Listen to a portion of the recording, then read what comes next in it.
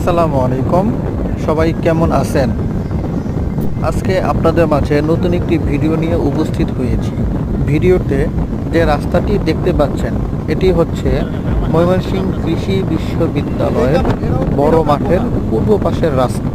এই রাস্তাটি ফুটে উঠেছে দুই পাশের সারি সারি গাছগুলোর জন্য। শীতকাল আসার কারণে গাছের পাতাগুলো শুকিয়ে গিয়েছে। আর কিছুদিন পর যখন এই গাছের পাতাগুলো ঝরে গিয়ে নতুন পাতা গজাবে, তখন গাছগুলো দেখতে অসম্ভব সুন্দর লাগবে এবং সেই সাথে পরিবেশটাও সুন্দরভাবে ফুটে উঠবে এবং দেখতেও সুন্দর লাগবে। তাই আপনারা যারা এখনও ময়মনসিংহ কৃষি বিশ্ববিদ্যালয় ঘুরতে আসেননি, তাদেরকে অবশ্যই ময়মনসিংহ কৃষি বিশ্ববিদ্যালয় ঘুরে আসার জন্য আমন্ত্রণ জানানো হলো। ধন্যবাদ।